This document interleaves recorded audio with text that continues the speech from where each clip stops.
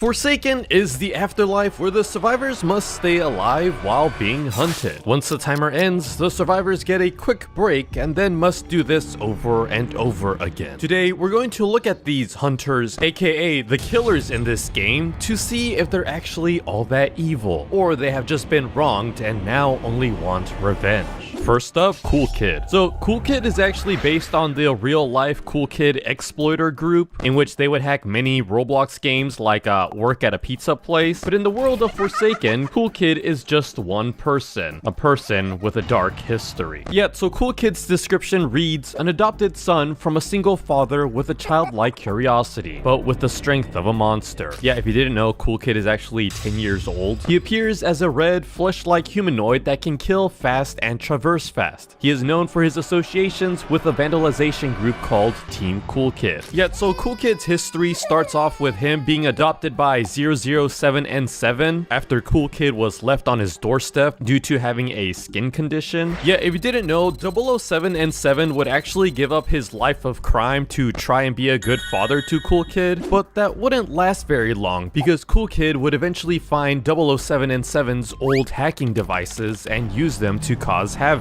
A lot of the times he would cause a lot of damage to Builder Brothers Pizza, which is a reference to Cool Kid in real life always hacking work at a pizza place. Yeah, you could even see in the background Elliot being distressed over there. Yeah, because of all the damage done to the pizza place, Cool Kid and 7 and 7 would eventually get blacklisted from the building, but not only that, at some point Cool Kid would go missing, with 7 and 7 trying to find him. Unfortunately though, he didn't succeed, and eventually 7 and 7 would and wake up in the world of Forsaken. But there, also in the world, was Cool Kid. We're unsure as to how he got here as of now. We do know that the world of Forsaken is some sort of purgatory, aka the afterlife that's run by the mysterious Spectre. Another thing about Cool Kid is that he's actually only 10 years old and is unaware of all his actions. Yeah, he thinks when he defeats people that they're just sleeping or are tired from playing. Cool Kid also has a unique animation with 7 and 7 where when he kills him, he gently places him down instead of the usual animation where he just tosses them. Cool Kid also has a unique voice line with the survivor Elliot, in which when he defeats him, he says this.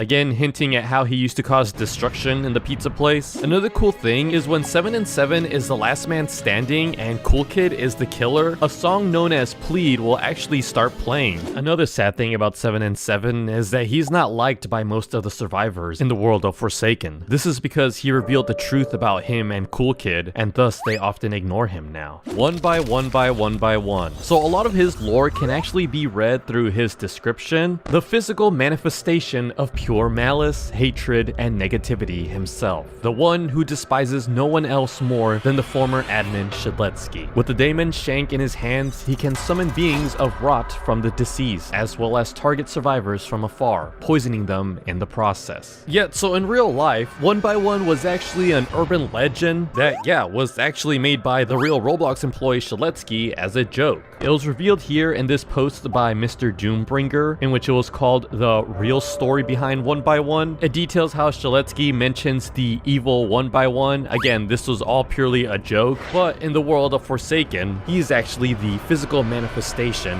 of hatred. Yeah, like even in his attack moves right here, like Mass Infection, it says blame blank Roblox admin. Yeah, again, this is referring to the Mr. Doombringer post where it says blame John. If Shiletsky is the only survivor left and 1 by 1 is the killer, the song Creation of Hatred will start playing. Yeah, in the world of Forsaken, Shiletsky hasn't told anyone that 1 by 1 is his own creation. This is because he's afraid the other survivors will abandon him and ignore him, just like what they did with 7 and 7. But yeah, now 1 by 1 is after Shiletsky and all the other survivors in this never-ending game. John Doe. So John Doe's description reads, the defunct code of the early days of Roblox courses through their body, consuming his mind as he now only focuses on one thing, to kill everyone in his path. Yet, so John Doe is actually inspired off of a very popular Roblox myth where a lot of people believed that he was going to hack all of Roblox on March 18th, 2017. Yeah, there's a lot of people saying things like, don't play Roblox on March 18th. Now, nothing actually ended up happening, but in the world of Forsaken, if you do play the game on that exact date, March 18th, and you play as John Doe, his stats will be bumped up to a crazy amount. Yeah, his health is now 318, 2025. His regular speed is 11, 318. Yeah, and not only that, John Doe now looks like this monstrosity over here with the text saying, dude, I told you not to play on March 18th. Now, again, in the world of Forsaken, John Doe is actually a real person. Yeah, he's actually married to Jane Doe, but then something happened where a defunct code would end up corrupting John Doe into this weird creature. He now doesn't recognize anybody, like not even Jane Doe. He still has feelings towards her, but the Spectre made sure to block away those feelings. A fun fact though is that giant arm that John Doe has, he doesn't even use it because of how heavy and inconvenient it is. Another fun fact is that Cool Kid is actually scared of John Doe.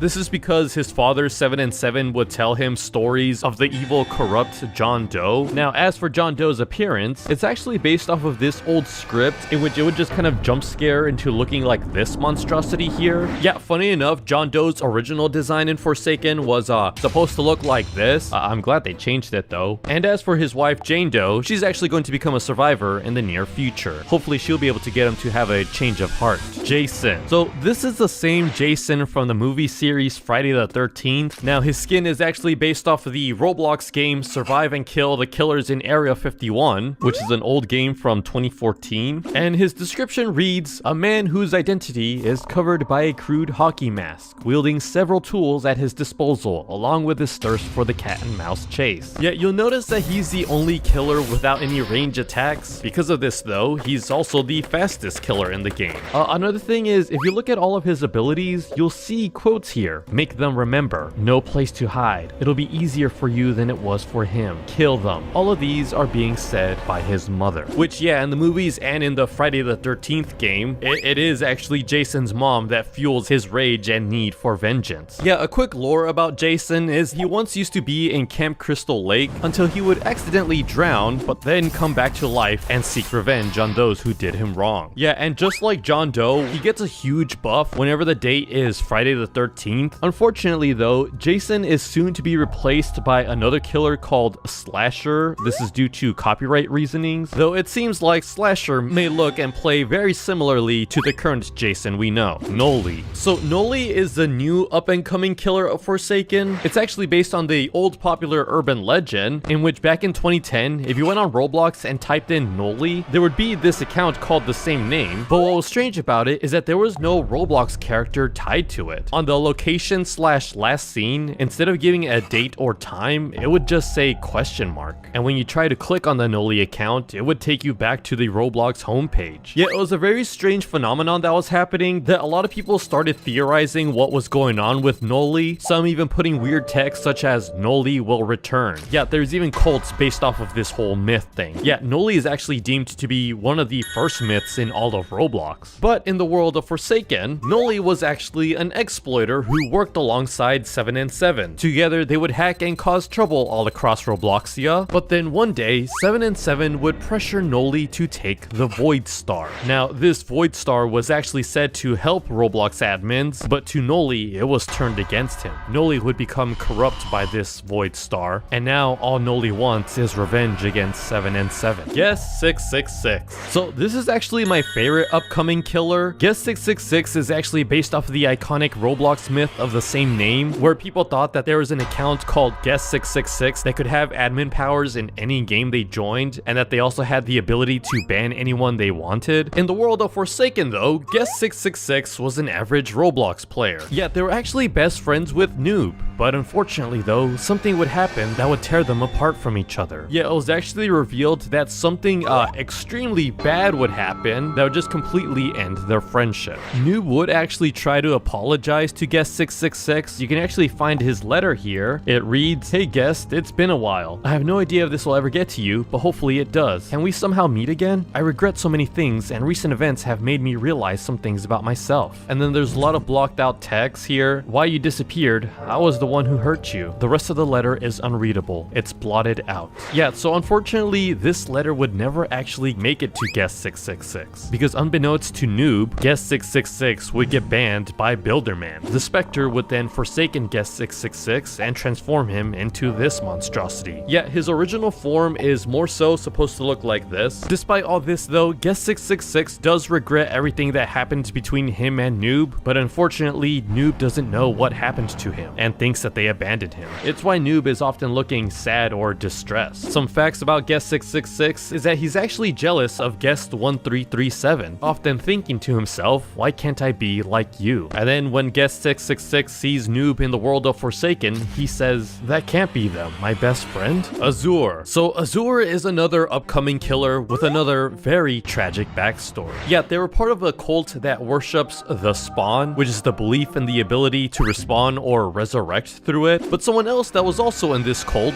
was Two Time. Yeah, the two of them would actually be best friends, but then something would end up happening. Something very tragic. See, Two Time would become very obsessed with the Spawn, often thinking that they were hearing voices, and it got to a point that one day, Two Time took Azure to an isolated area and betrayed them. Yeah, Two Time would end up losing their mind, clearly devoted to the Spawn, and they thought that sacrificing Azure would allow them to resurrect. And when Two Time did eventually wake up in the world of Forsaken, they technically did resurrect, and this does play with Two Time's mind. Azure would also wake up in the world of Forsaken, but this time as a monster filled with hatred towards Two Time. But at the same time, he also misses the good times he had with them. An interesting fact about Azure is that he likes to study plants, with his favorite flower being a nightshade, which funny enough, this flower actually represents danger and betrayal. This same flower, aka the nightshade, can actually be found in the milestone skin for Two Time. Another thing is, before they were stuck in the world of Forsaken, Two Time and Azure were actually confirmed to be a couple. And then another thing about Azure is that he was actually banned from his local Burger King for attacking one of the employees because they ran out of mozzarella fries. Doombringer. So Doombringer is another upcoming killer with an interesting backstory. Yeah, he's actually based on the real life Mr. Doombringer, who's been a Roblox employee since 2013, but in the world of Forsaken, Doombringer is a former super moderator for Roblox that has since fallen from grace and turned to the dark side. Yet in the lore, Doombringer would view the other Roblox employees like Builderman and Shaletsky as corrupt and too merciful on punishments towards hackers and rule breakers, and thus Doombringer took it upon himself to punish others. Yet he would become delusional on his beliefs as they began to corrupt them. Now in the world of Forsaken, with the influence of the Spectre, he sees himself as true justice. He now works with a mysterious figure only known as Darkheart. This mysterious person is actually the one that created the Void Star. Yet there's a lot more upcoming killers as well as some more lore hidden within their skin, so if you want to look more into it, let me know in the comments down below. Don't forget to subscribe. Goodbye!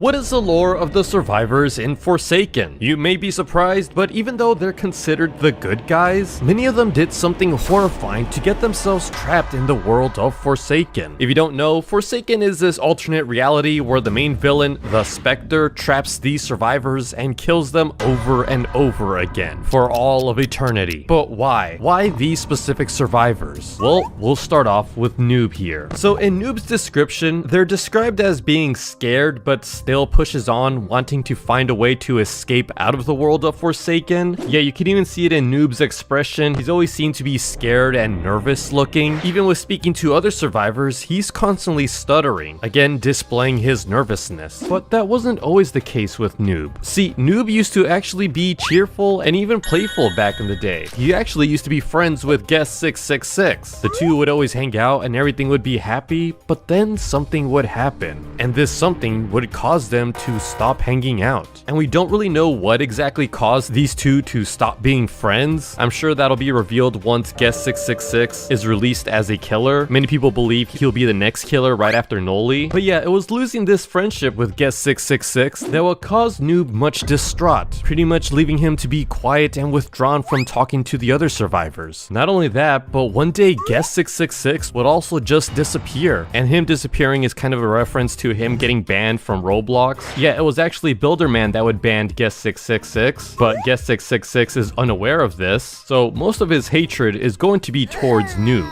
because he actually thinks that Noob did something really bad. And we also know this because in the lobby, if you go to the box right here, there's actually a letter that's written by Noob. Yeah, so this is Noob here saying, "Hey Sixer," aka Guest 666, "it's Noob." And then unfortunately, a lot of the letter is censored right now, but you do see words like how he regrets so many things, and there could have been many things that would have prevented what happened that day. Again, we don't really know what happened, but it does seem like Noob is in the wrong, and looking at the model of Guest 666, he doesn't look like he's gonna forgive Noob right away. Yet the rest of the letter ends with, "You feel as if more of the censored text will reveal itself later." So yeah, it looks like in the future, we're gonna see exactly what happened between the two. Builderman. So Builderman is known as the big boss of Roblox HQ, and as they promised with Shadletsky, the both of them are going to do everything they can to help everyone. Now, not much is known about Builderman at the moment. Again, we do know that he is responsible for banning Guest 666, but again, he's unaware about this. But I'm pretty sure once Guest 666 is in the game, he's gonna find out the truth. Yet, something to note about all these survivors is that in some way, shape, or form, they've all done something wrong to the killers. Like next up, we have Shadletsky. So to state the obvious, he's friends with Builderman. Again, they both made a promise to help everyone else in Forsaken, but Shadletsky actually holds an extremely dark secret, something that the other survivors don't even know about him. See, the secret that Shadletsky does not tell any other survivors is that he is the actual creator of 1x1x1x1, the other killer in Forsaken.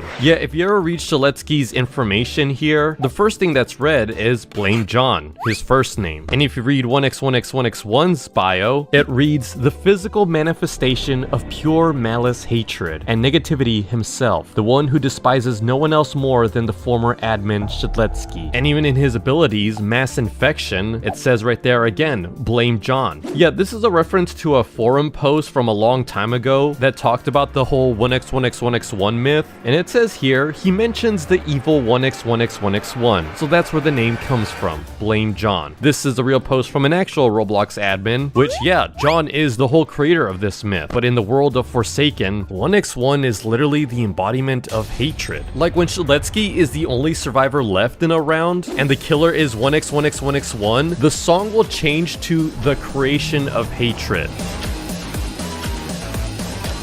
And yeah, 1x1 wants nothing but to kill Shadletsky, and this is a secret that he won't tell the other survivors. See, Shadletsky is actually afraid of telling the others that he personally knows 1x1. He doesn't want to tell the others because he thinks that the other survivors will no longer trust them. He's also the only survivor to call Desikar by his real name, Matt, since he knows him personally. Yeah, Desikar in real life was also a Roblox employee, same with Shadletsky. But yeah, as for Shadletsky's sin, if it wasn't obvious, he's the creator of the killer 1x1x1x1. Elliot. So Elliot's bio describes him as the best employee at Builder Brothers Pizza, and now in the world of Forsaken, he wants to help in any way he can. And yeah, pretty much all of his abilities are support items. Another known thing about Elliot is that he's always been employee of the month at his job, as he would often have to work every job in the pizzeria due to being understaffed, but he never actually minded. Yet Elliot is often seen as always putting others over himself, like literally even his health bar is at 80, while many of the other survivors are typically at 100. But now, as for Elliot's past, we know that he's worked at the pizzeria for quite a while, and we also know that he had to suffer through the havoc of Cool Kid hacking work at a pizza place. We know this because when Cool Kid kills Elliot in Forsaken, he says,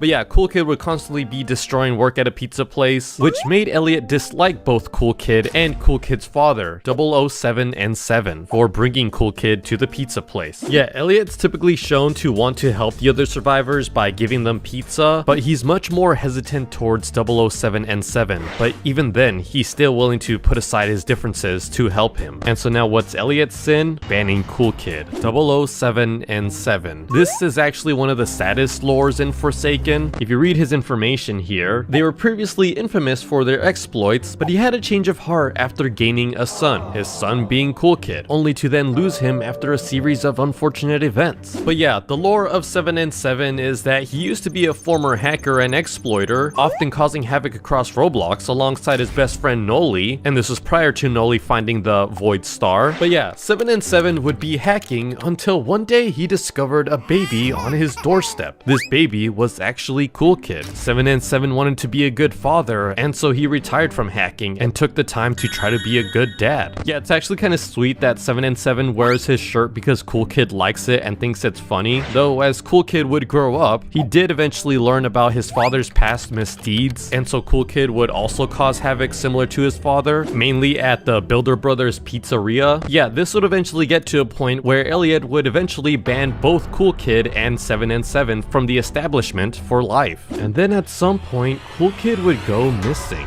We don't really know what exactly happened, but we do know that Cool Kid is actually 10 years old as of right now, which is a reference to the real life Cool Kid who was exploiting in the year 2014. But yeah, with Cool Kid being missing, this caused a lot of distraught to 7 and 7. But now in the world of Forsaken, it's been unveiled that Cool Kid now became this horrifying monster. And when Cool Kid meets his dad, there's a chance that he can say this. It's so nice to see you, Dad! Not only that, but when 7 and 7 is the last survivor and Cool Kid is the killer, the song Plead will start playing. Yeah, and because 7 and 7 is pretty much the father of Cool Kid, he kind of became an outcast with the other survivors as they don't really trust him too much. Again, Elliot, while still kind of angry towards him, will still give pizza to help him. And Shaletsky also shows sympathy for 7 and 7's loss, since they both regretted decisions they've made in the past. But Shaletsky, on the other hand, does choose to stay quiet about this. Now, as for the reason why 7 and 7 is in the world of Forsaken, well, I can't really say because it's against the terms of service on YouTube and Roblox, but you could probably get the idea. It's honestly a very tragic story for 7 and 7. Guest 1337. So he's actually based off of the guest from the animation by the YouTuber Oblivious HD from the video The Last Guest, where he fights against the Bacon Army. Yet Guest would have a normal life until the death of his parents by the Bacon General. This caused him to have a hatred for the Bacon Heads, but Guest would later on get married and have a kid, and then shortly after join the military to go to war. And here he would fight off the entire Bacon army. And now in this animation, Guest 1337 did survive, but in the world of Forsaken, he actually ends up sacrificing himself by using a grenade against the Bacon General. This sacrifice is how he ended up in the Forsaken realm. Yeah, Guest 1337 misses his wife and daughter and keeps a picture of them in his pocket. He also deeply regrets leaving them to fend for themselves. And now for whatever reason, the Spectre really does not like Guest 1337. Like, the Spectre gives mostly every survivor some sort of item to defend themselves, but Guest really only has his fists. But yeah, as for his sin, same as 7 and 7. 2 times.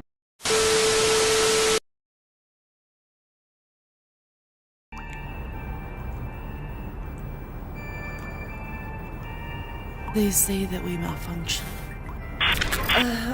What in the robo Satan are you? A new model? Fancy. Listen, I'm just gonna head over this way, if that's alright with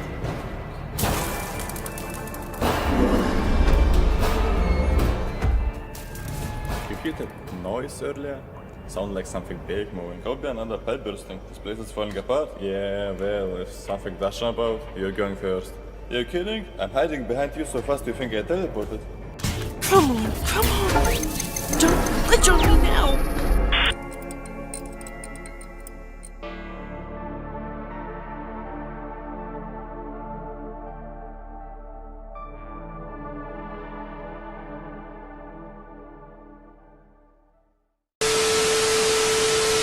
So Two-Time is actually one of the most corrupt survivors in Forsaken, yet they're known as a fragile cultist that holds a terrible secret, bearing nothing other than a sleek dagger and a manic smile. They're able to earn a second life through risk and sacrifice. Yeah, that's right, so Two-Time is actually in a cult known as Spawn, where they believe in respawning / resurrection. And yeah, Two-Time actually had a friend called Azure, and the two of them were actually really great friends. Like, they even have a photo here that says best friends. But then something would happen that would change all this forever. See, at some point, Two-Time's beliefs began to grow more and more demented. One day, while Two-Time and Azure were alone, Two-Time would say, "There's just one more step for us to please our dear Spawn, for us to see the second life finally brought to fruition. Spawn will be eternally pleased at our devotion." And it is here where Two-Time would take out a dagger and betray Azure. Now again, why did Two-Time do this? Well, in hopes to receive a second life. See, at first Two-Time is regretful of their actions, but in milestone 4, you'll see the full version of the picture seen in the pocket of Two-Time's shirt. It's the best friends picture, but this time Azure is X'd out with text saying "Glory to the Spawn," meaning that at this point, Two-Time has lost it and has devoted everything to the Spawn. Now even then, there are little glimpses of Two-Time feeling bad for their actions. Like in the Nightshade milestone skin, it states, "It's not that I can't remember, it's that I don't want to remember." And even in all of Two-Time's abilities, you'll notice Azure in every single one of his icons. Now another thing about Two-Time is that he literally has an ability to revive, but this only further enhances Two-Time's belief that the Spawn cult is actually real. What he doesn't know is that his respawn ability is actually illegitimate and was given by the Spectre to feed them further into their false belief.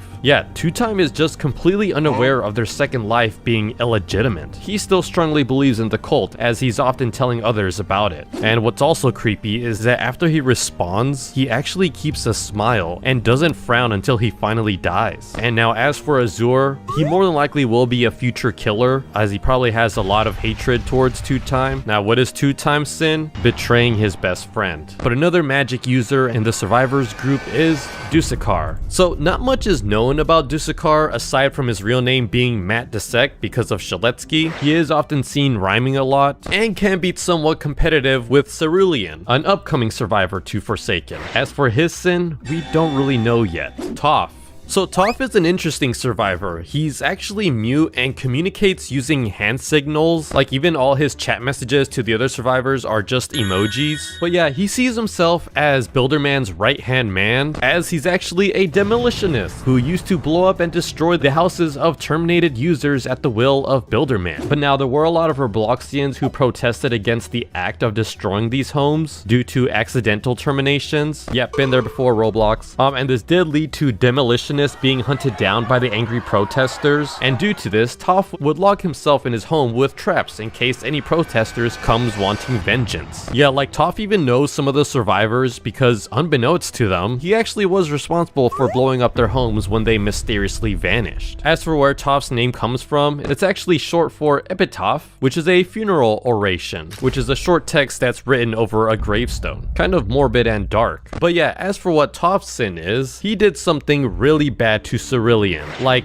really bad. Cerulean also hates all the other admins because of this thing that he did. Chance. So Chance is a well-known gambler. He's got a coin that gives him either buffs or debuffs. He typically has a smirk when he's over 50% health and a nervous expression when below 50 health. And now as for his lore, he actually used to be friends with iTrap, one of the people that hacked Roblox back in 2012. But in the Forsaken lore, iTrap actually helped free some wanted criminals. And now after the 2012 incident, the friends again would get arrested, but iTrapped was not suspected. And so iTrapped decided he wanted to free his friends again, as they were all arrested in the Bandlands. So he met Chance, as Chance's family is rumored to hold the key to the Bandlands. And now Chance, thinking that iTrap actually cared for his friendship, would become close with iTrapped, despite iTrapped only seeing him as a pawn. See, iTrap would try to kill Chance through many death games. And now why would Chance play these games? Well, again, he likes gambling. And now due to Chance's luck, he would always come out of these games alive. But one day after Chance won one of these death games, still thinking that iTrapped was his close friend, Chance was about to boast about winning when suddenly iTrapped stopped him. The two would disappear that night. Chance would then find himself in the world of Forsaken, with the last memory seeing of iTrapped's hand becoming corrupt. So iTrap himself might be another killer in the future. As for Chance's sin, well, it was the death games. So yeah, all these survivors have all committed some sort of sin to get themselves sent into Forsaken. A lot of them often having to anger the killers in this game. Yeah, I didn't really talk much about the lore of the killers themselves, so if you want another video on that, let me know in the comments down below. Don't forget to subscribe. Goodbye!